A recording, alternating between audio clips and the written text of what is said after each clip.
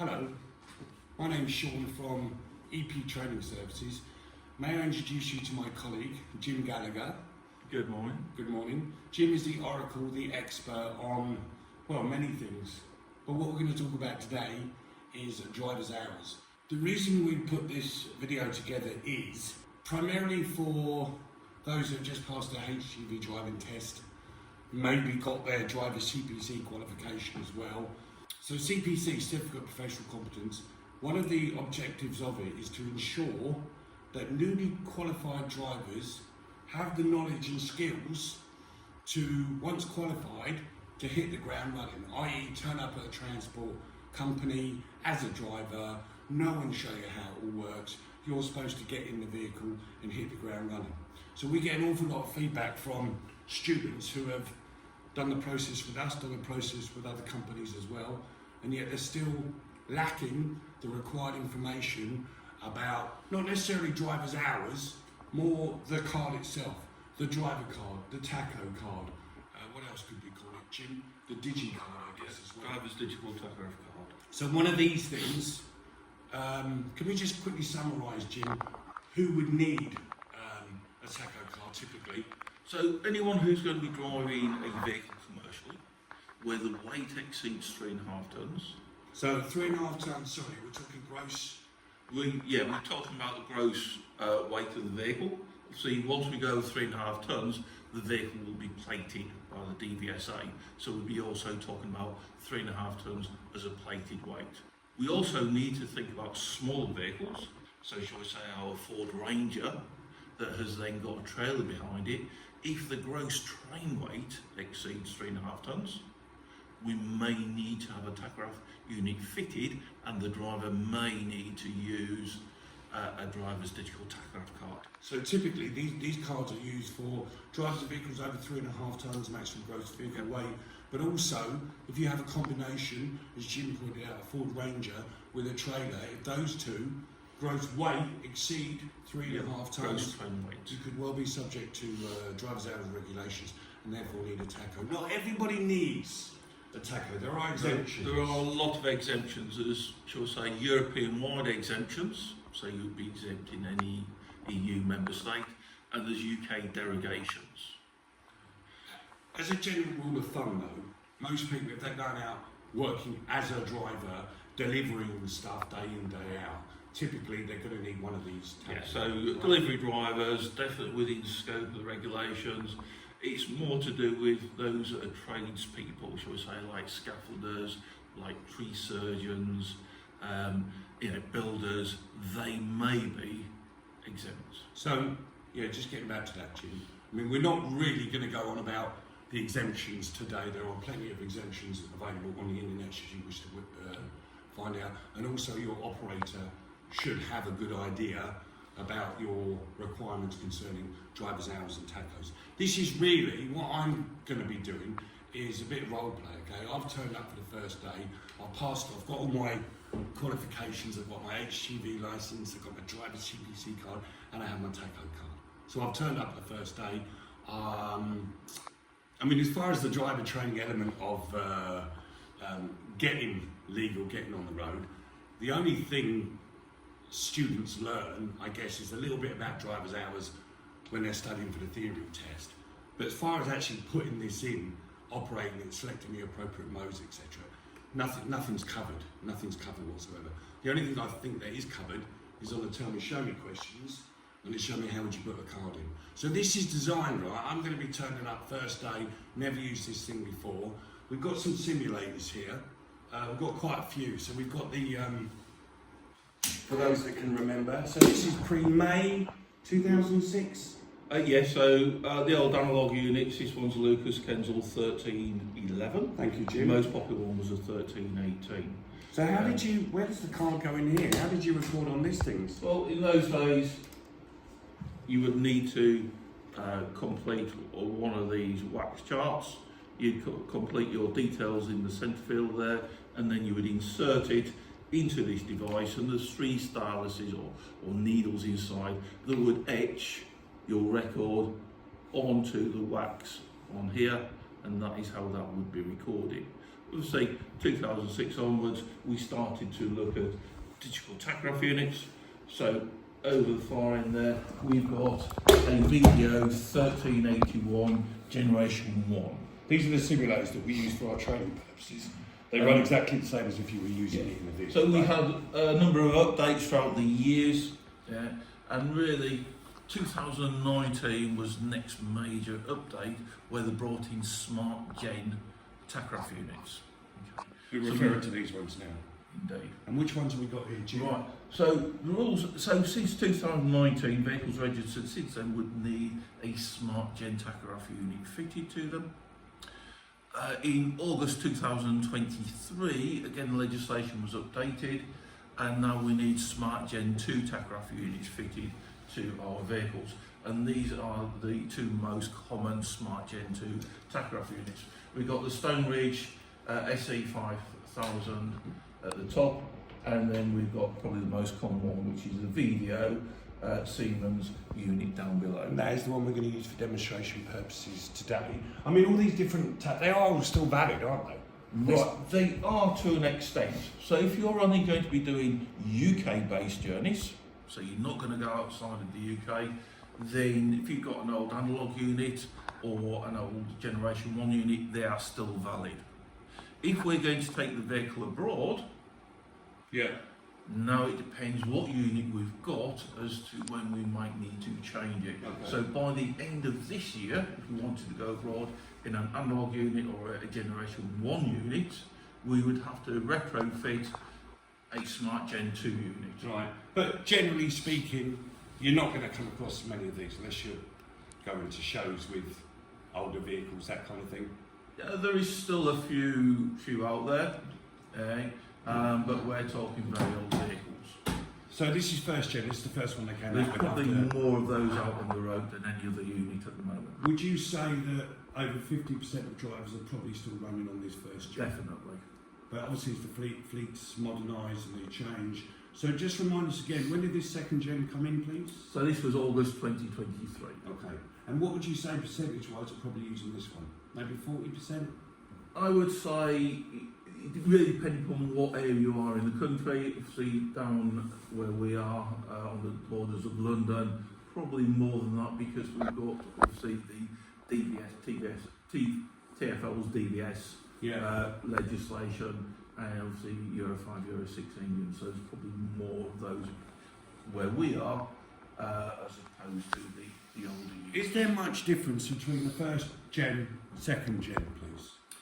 Yeah, there is actually. So not only is it visual, but the Smart Gen is part of what they call the mobility package. So it gives the driver a lot more information about not only their driving time, how long that they've got until they need to take a break, so it has a countdown clock. It will also tell the driver how long that break should be. Yes. How much driving the driver's got left in the day, and then what would be the minimum daily rest at the end of the day. And what about one thing everyone's talking about, if you don't mind me saying, is the remote enforcement, where they can detect remotely without the driver even being pulled over at a roadside check. Is that correct? So these have got what are called dedicated short-range communication systems. So it will allow the DVSA to download the vehicle files from the tachograph unit only. Okay. So we'd have to drive past the downloading unit. By vehicle files, I'm talking about overspeeds, driving without the card, security breaches. So they can't get access to all the information? No, they will not be able to detect that you've just driven 5 hours without a break. Right. It's purely vehicle files. Okay. And how many of these remote, because obviously DVSA are going to be running this out at some point. Right. We don't actually know how many units are out there. Yeah.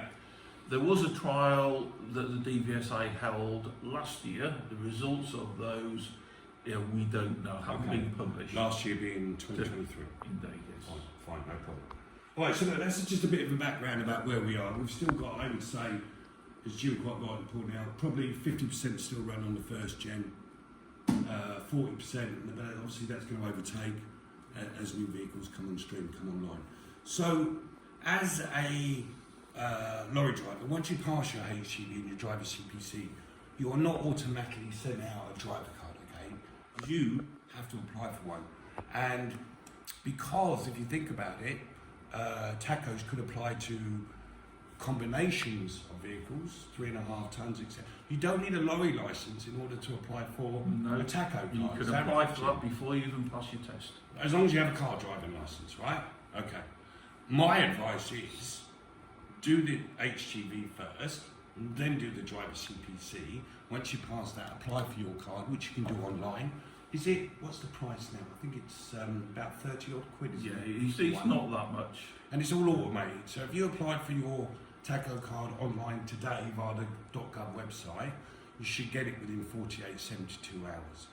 Can I drive a lorry whilst I'm waiting for a Tacho to come through? Because you've never been issued a card, this would be your first card that you've applied for, you cannot drive a digital vehicle until you're in possession of that card. Okay. Obviously, it's slightly different if once it's been issued to you, you lose it, then there are certain circumstances that we could drive without our card. So obviously you can lose it, it can get stolen.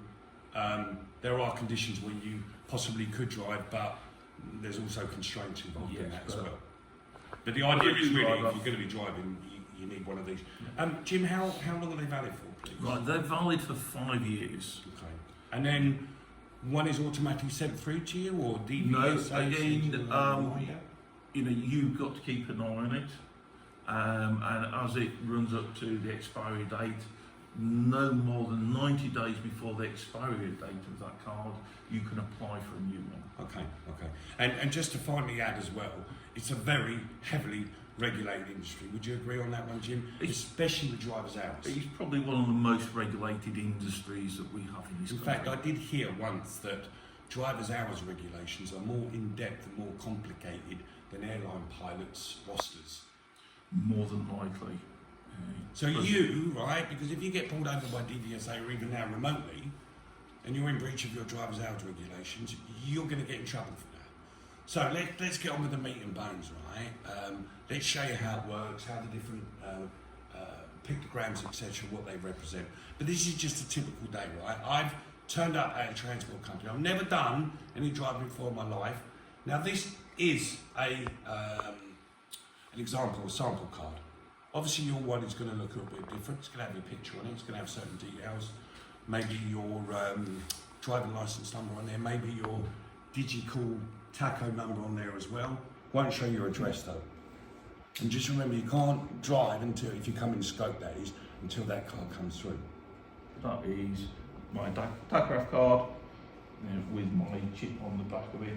See, what we also need to think about when we're driving the vehicle is that we carry our driver CPC card and our driving licence. But is it a legal requirement to carry a driving licence with you, Jim? It is actually a legal requirement to carry your driving licence with you, but the police and the DVSA will allow you to produce it at a police station within 7 days. But no doubt your company may well have a policy whereby it states you must carry your driving licence with you all the time. It's probably just best to carry it with you anyway. Okay, so I've turned up, I've rolled out of bed, I've got all my cards, I've turned up to the depot. Jim, our transport manager, has said, right, that's your vehicle over there, get on with it, you've got deliveries to do. I'm out for the whole day, okay? So I've got to my vehicle, Jim, I've opened it up, I've sat in the driver's seat, I'm looking at this thing here. Here's my tacho. What do I do? Okay, well, first thing, really, because you're new, I'm new. The regulations that came out in 2020 means that you've got to have records of what you've been doing for the last 28 days. So hang on a minute, when did that come in? 2020. And it says now that I have to, when I start my shift, right, I have to make a record of what? Right, so what you've been doing over the last 28 days. 28 days? 4 weeks. Yes. Okay. So there's a couple of ways that we can do this. Okay.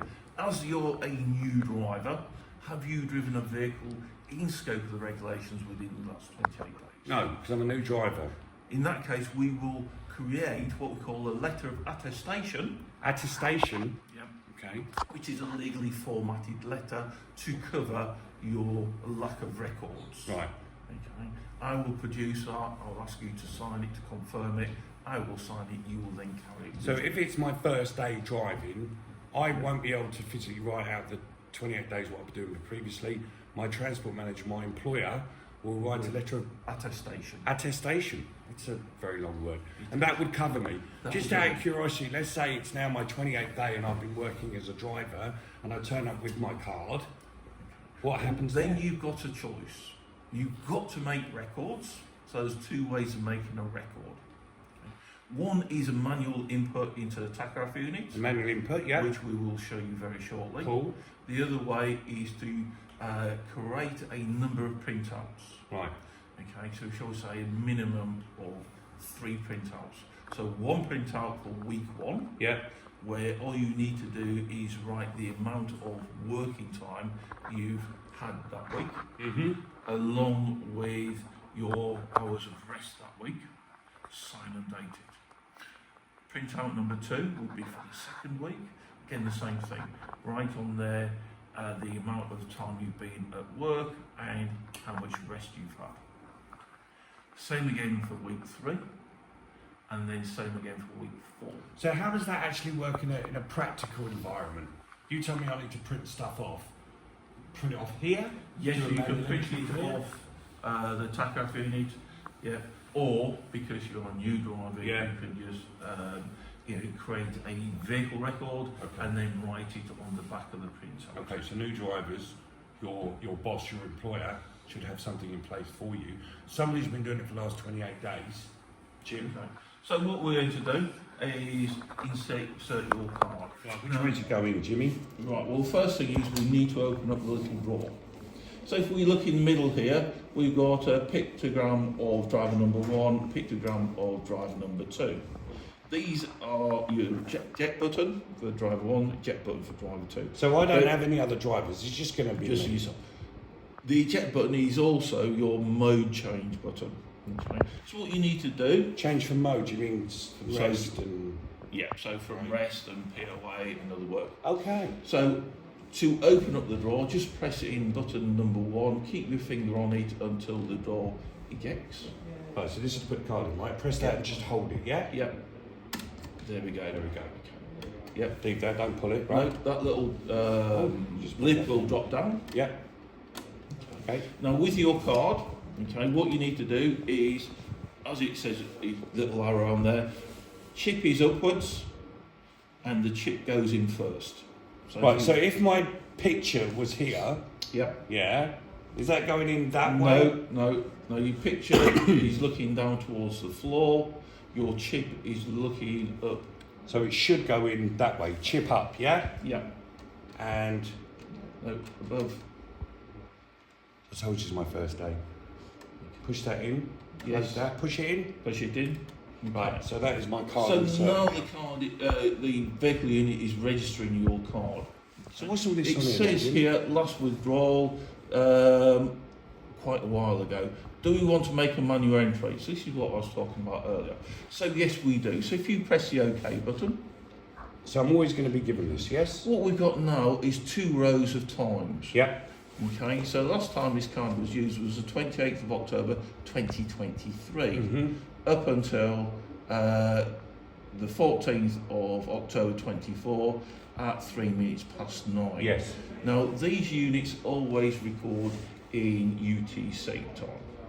UTC standing for? Universal Time Coordinated, we know as GMT. Okay. Okay. Fine. At the moment, because it's we're midway through October, Yeah. we're actually in British summertime or daylight saving time, so we're actually UTC plus 1, which is why some of these times be slightly out from what our watch says. Okay. Wow. Okay. Now, because we've been chatting, it's actually moved on and it says please enter. So again, we're just going to press OK. So what we need to do is really bring our records up to date. So have you been driving or worked since you last ejected your card?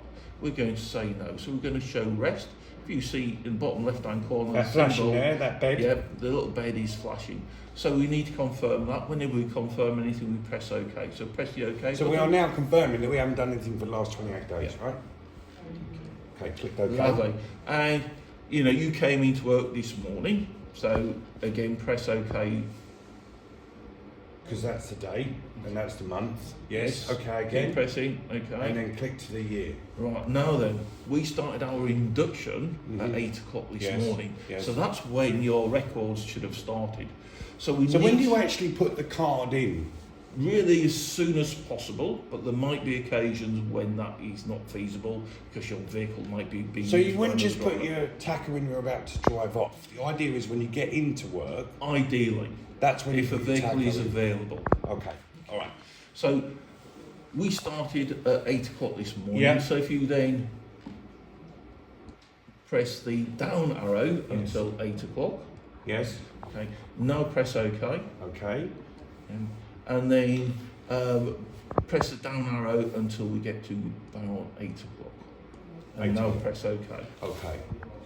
You will now look that the bottom line has now jumped to the top line. Yes. Oh yes. Okay, so now we need to do a manual entry from the time you started at 8 o'clock this morning Yes. up until now. Okay, so you weren't on rest, were you? Because we were doing paperwork. That's and correct. I was induction doing process. other duties. So we need to change that to other work, So we need to change this pictogram here to cross to the hammers. cross hammers. Yeah. Okay. Okay. So although that is our mode switch button, Yeah. we're going to use the up and the down arrow to change that The mode. Okay, so if you press either button until we get to the correct mode. So say for example you're doing your walk round checks or loading vehicles before you're driving. When you come in, you select that one. Yes. Yes. As So we do any in our paperwork, any interaction with the operator to do with work, it's always Okay. So pick that. So confirm that one then. So press OK. And we click OK. Lovely. Now we jump. Obviously, the date is the same, so we jump until 9 o'clock. Yes. Okay. So we did a little bit of work, and then at 8:45 we stopped for a cup of coffee. Yes. Okay. So can you try and change that time to 8:45? Unassisted now, so I'm going to bring that down one. I'm going to click OK, and it should take me over to the next field. And sorry, we're looking for 8:45. Is Yes, that right? yes, indeed. So I'll try and go that way.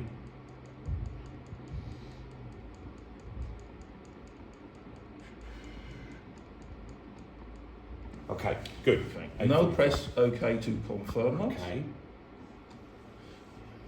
And And so now that one's gone up to the top one, and right? we were having a cup of tea until we started this, so that was rest. Okay, so press OK to confirm. Because the rest is good. Confirm it again. So we just click OK again. Yes, just keep clicking OK. Okay. Okay. Bigger country, so we are in the UK. Obviously, if we were abroad, we would need to change that. Will it typically always default to the UK though? Because of Not this unit. Right. This unit has got a GPS locator in it. Okay, so it will detect what country it is. The older unit, no, you'd need to do that manually. Right. So again, press OK. Right, so we're going to go for UK. Okay. Confirm our manual entry. Yes, please. Yes, please. And now we're ready to drive. So we've come in. We put the tacho in. We've done our manual entries. Yes. We set a bit of time aside to do other duties. Did we do anything for a 15-minute rest on there as well? Yes, so we had a cup of tea, so that is our rest. So Okay. now we're ready But that's to before work. our driving time, right, Jim? Yes, so that isn't actually a legal driving time break, but because we've done 45 minutes of the work start with, that 15-minute break will go towards my working time. Remember, working time, if I work between 6 and 9 hours, I need a 30-minute break, which I can then split into 2 15 Told you it was confusing. Good. Okay. So we've done all our bits and bobs, right? I'm now in the yard. I'm happy with the vehicle. I'm happy with the load. It's got no defects. Okay, so you're doing your walk-around check. Yes. What mode should you use for your walk-around check? Other duties. Other duties. How long should that walk-around check take? I would say at least 15 minutes set aside. There's no legal time. What it says is a competent Yes. check should be carried out. So really we now need to refer to the operator's policy as to whether or not the operator wants 10 minutes or 15 minutes. Okay. Different vehicles will require different periods of time. But that obviously has to show on the tacho, otherwise you might get pulled up by DVSA and they'll just think you've got the vehicle and started driving. You've set nothing aside for checking the vehicle or even loading it. Cool. Okay, so I'm ready to go because I've been messing around with this and we're late now because I didn't know what I was doing. And now I've done my manual entry. It looks like I'm now ready to set off and drive. So on this demo unit, we can then put our foot on the... So I don't have to select drive, it will just select it's that for me. automatic. Okay. Basically, there is a sender unit in the gearbox which recognises the rotations of the gearbox, sends an electronic pulse up to the unit, Right. and then it knows it's driving. So that will just select drive for you. And you can see, I don't know, up here, we put in our speed, is that right? 70 Yeah, so we're doing kilometres an hour? 70 kilometres an hour. There is a speed limiter on these units, and EU legislation says really we shouldn't exceed 90 kilometres an hour. Which is what in Imperial, please, Jim? It's roughly 56 miles an hour. Right, okay, fine. No Now, problem. as I say, as we've driven off down the road, you can now see that the mode switch has changed from cross hammers to driving, which is the circle. And what's the little pictogram next to it, please? That is your card symbol, So that confirms that the card is in and it's all and it's working. been registered. Okay, yes. fine. So, in terms of time and so on, my first delivery is it's going to take me about an hour to get there. Okay. So we are just as far as when you're just driving along and just selecting drive, let's say you're caught in traffic and you're not really moving anywhere, will it stay in drive or will it... Well, no, there's a couple of tachograph rules. One is a sandwich rule, the other one is a minute rule. It depends upon the generation of tachograph unit you've got as to how those rules work. Okay. But really, as soon as you then stop in traffic, you will notice very quickly on this unit it's changed to other work. So we're sitting at the traffic lights. Traffic lights normally change in less than a minute, so a minute later. Sorry, we were caught at traffic lights. So we're at the traffic lights. My mode has defaulted to other work. Yeah. And a minute later, the traffic lights go to green, and then we drive off again. So really, driving time is literally the wheels moving, not the amount of time that we have sat behind the steering wheel. Okay. But there's no distinction, is there really, between driving time and caught in traffic? You couldn't, if you were caught in traffic for 15 minutes, you couldn't use that as a rest, for example, could you? A break? No, you shouldn't really use it No. because there's always that chance of you moving off. Obviously, if it's a more prolonged delay, like there's been an accident on the M25, then yes, you could consider taking a break because there's no real chance of you moving. And obviously, so far throughout the day, we haven't taken that card out. We've left it in there, right, Jim? Yep, leave the card in the vehicle all the time that you have control of that vehicle. Okay. So we've been driving for a while so far. We think we're doing all right. Yep. We've now turned up to do our first delivery. Okay. So we turned up at the depot. We parked up ready to tick. Yep. So again, it's going to default to other work. Okay. So we're doing something that's physical, that's not driving. Okay. So that is the work. What happens if you're just a chauffeur and somebody else unloads? It doesn't matter. You're still... Well, it now depends. Are you supervising the unloading? Yeah. Right. Can you wander off to the canteen for a cup of tea? Also, when you get back to your vehicle after having a cup of tea, are you going to check the load and make sure it's secure? Right. Because you're That responsible is for going it. to be the work, isn't Okay. it? Okay. So you couldn't really take a break, could you? If you're away from the vehicle in a canteen, then Yeah. I would say yes. If you're in the vehicle whilst it's being loaded, Yeah. I will say no because there is an element of supervision going on.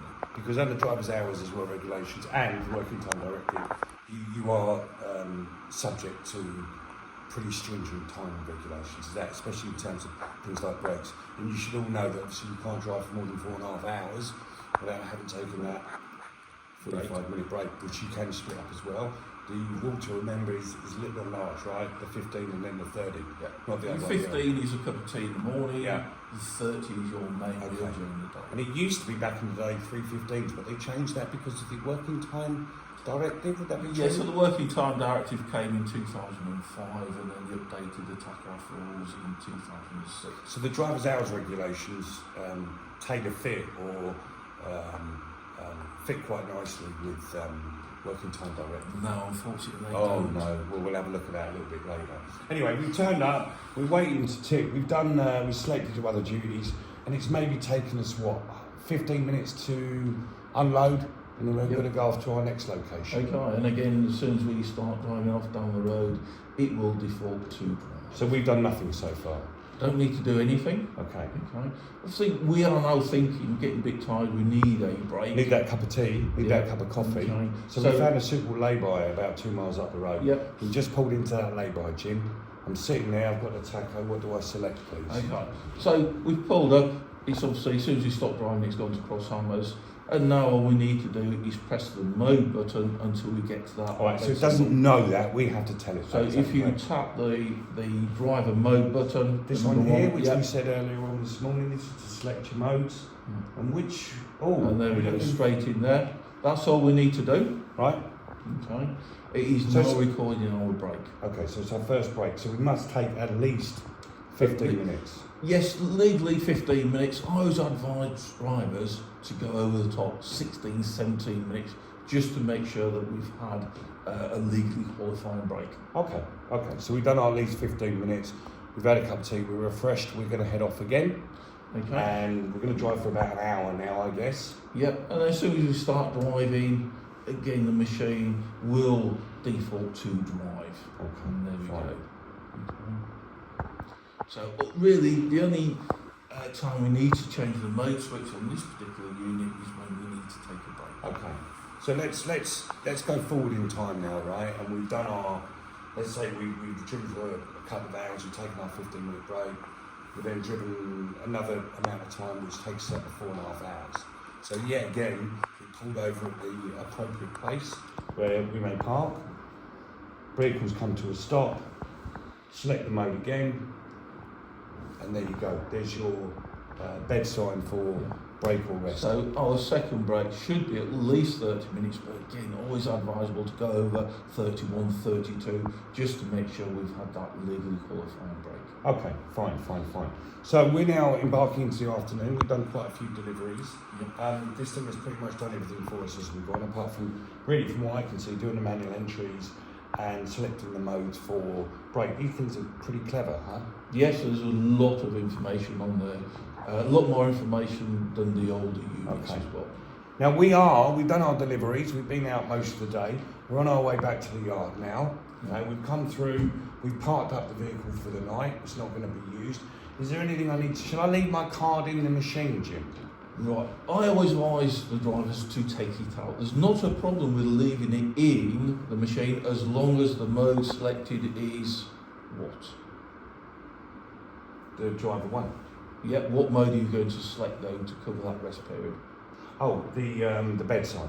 Indeed. The bed sign. So you can actually leave your card in when you've finished. What happens about all these companies where they're swapping drivers all the time, different shifts? and Okay. that? The problem with leaving your card in overnight Yeah. is probably the most common infringement is there that the driver selected the wrong mode. So he's left it on other work. Okay. Or during the night, somebody shunts your vehicle. Mm-hmm. As soon as it shunts, it goes on to drive. Yes. And then when the shunt has stopped, it will default to other work. So again, you recorded other work. On So the what is best practice? So does it Best depend on practice? the company that you're working for, what setup they've got? Yeah, but best practice for me Yeah. is to select the bed mode. Yeah. Okay? Yeah. And then once it's been selected, then I will eject my card. Okay, by holding Just by down the keeping the little finger on arm until it. Oh, So I it's don't have- asking for end country. Okay. Okay. Oh, our unit needs, card needs to be downloaded. Do we want to do a printout? Why would we need to do a printout? We don't really need to do a printout unless, I'll say, something's gone wrong. We need to record anything. But as a new driver, again, I'd advise you to do a printout every night so that you can then check the data to make sure it accurately reflects your day's duty, and if there is any discrepancy, on the back of it, write what's happened. Okay. You, if you were a driver and you went out and working, would you typically take your card out at the end of your shift? I would do. The It's security my there as well. records. Yeah, I need really to have it with me all the time. So, unless you've got something special going on, that is best practice. Keep that with you all the time, yes? Okay. So that really, a lot of it is set up in the first place, right? Okay. So just set your analogy now here, right? We've done our first day, okay? We've now come back, day 2, same kind of setup. Just show me, this is now day 2, so I've already done some work. How I'm going to do a manual entry for this one. Okay. So again, going back to 2020, Yeah. the rule change says that the driver must record all their activities, including rest periods. So since 2020, they've got to record all activities. There was a lot of confusion out there for drivers, wasn't it? Basically, you've got to account for the last 28 days. Okay. Now, if you're just purely a driver, you don't do anything else, you're always driving in scope, it is very easy. Okay. The hard bit is when you start driving vans, because you've got to do a manual entry to cover van driving. I mean, there's not many people out there, I would have thought, professional drivers that drive vans and then HGVs. They tend to do one or the other, right? Yeah, hopefully. It's a lot easier if you're just a HGV driver. So if you are just a typical HGV driver and you're coming in and let's say it's day 2 now, and you start what we're going shift, to do is put our card in the head. One. Okay. It's starting to register the card. Again, it's saying, right, I last withdrew the card, unfortunately on this one, only a few minutes ago. Yeah. Do we want to do a manual entry? Yes, we do. We do. Because we've got to cover that overnight period, okay, and we're going to cover it as rest. So all we've done is press one button, confirm it by pressing OK, the time OK, country OK, confirm our entry, we're now ready to drive. It is as simple as that. What about when they do manual entries in the morning? Does that involve printing some of the... You don't need to do a printout. Yeah. Okay. It's but if you use a manual input facility on the device, you only really need to do a printout if there is something else you really want to record on there. Okay. So in a minute it will record, or it will register our card, and then I'll... So from a driver's point of view, obviously they've got to put this card in, and I guess a lot of information is retained in the header unit. Well, what actually happens is all the information is recorded on the vehicle unit, and then it will download it onto your card. So on your card, it will have your driver activities on there. It will have your manual entries on there. In the unit, it will have the vehicle data, including the speeds and the over speeds on there. So see, if we do a printout, if you want to have a go at it, press the OK button. So this is me, like day 2. I've already driven yesterday. I've come in the mornings or start my shift, and sorry, I'll press which one? Press the OK button. OK button to do a manual entry. Lovely. That brings us into the menu. Obviously, we've got print menu there. Yes. We'll come back to that in a minute. See, if we keep going down, we've got vehicle printouts. Yeah. Entry driver 1. Yeah. Entry driver 2. Yeah. Entry for the vehicle. So if we need to do anything like put the vehicle out of scope, Yes. or record a ferry crossing, this is where we would go. Not many of you are going to be doing the ferry crossings, and that's a bit of a difficult one, isn't it? Very complicated. It's like everything once you get used to We'll it. do another video Obviously, on that we one. need to go back to the main menu, so we just press the return button, main menu, OK. So again, we're just going into the print menu. You're going to do a driver print, so press OK again. Yep. We want to do a 24-hour print, so again, press OK. Then the day flashes up. We can go back in time to do printouts from another day, but we're just going to do one for today, so again, press OK. Again. Do you want it in UTC time? Oh. Well, you can have them in UTC time and in local time. This one will do it in local time. So again, press the down button. Oh, too late. Too late. Press the wrong button. What happens if I press the wrong button, Jim? I've got to start all over again. No, because you.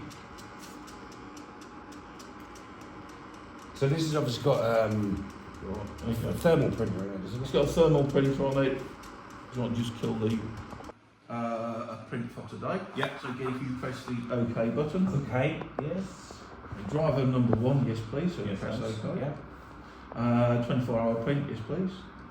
And then today, yes please. In UTC time. UTC, we're not in UTC at the moment, we're UTC +1, so you might want to do it in local time. So if you press down OK, and right, so we're now going to get a printout. And what in does this local time. printout tell us, Jim, please? It's got quite a few bits of information on there. Unfortunately, this printer keeps getting stuck.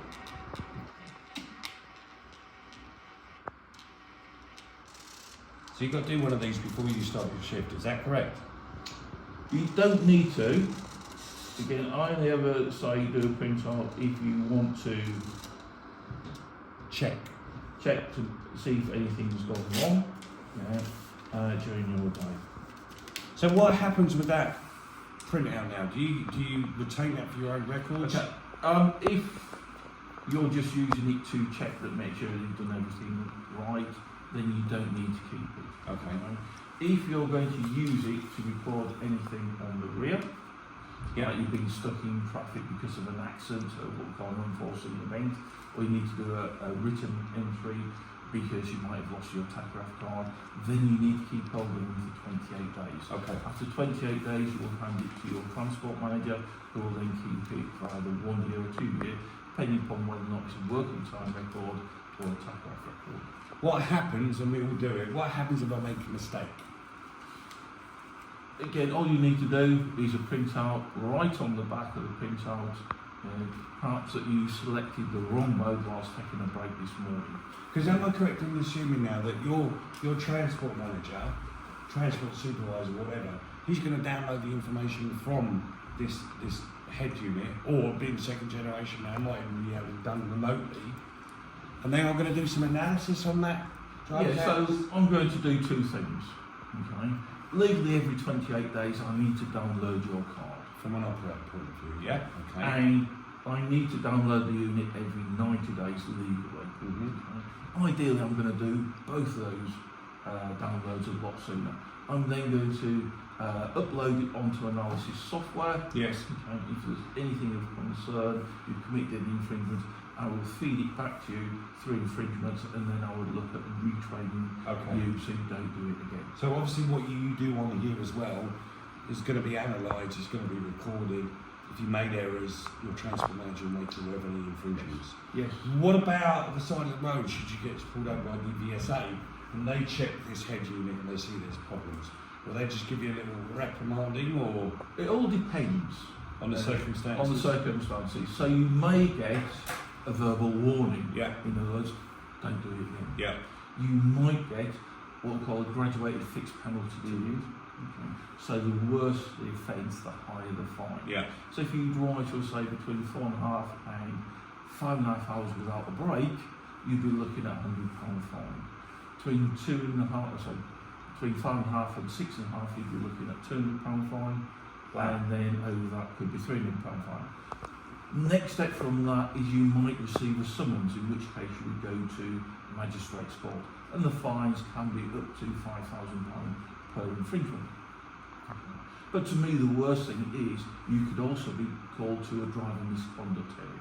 That would involve the traffic commissioner and a thing called a public inquiry. Yeah. You don't want to be going to one of those. The traffic commissioner cannot fine you, they cannot imprison you, but they can suspend or revoke your vocational licence. The vocational licence being your HGV licence, which you need Indeed. for work. So it's not granted for life. If you mess up on this kind of stuff, you may well lose your vocational licence.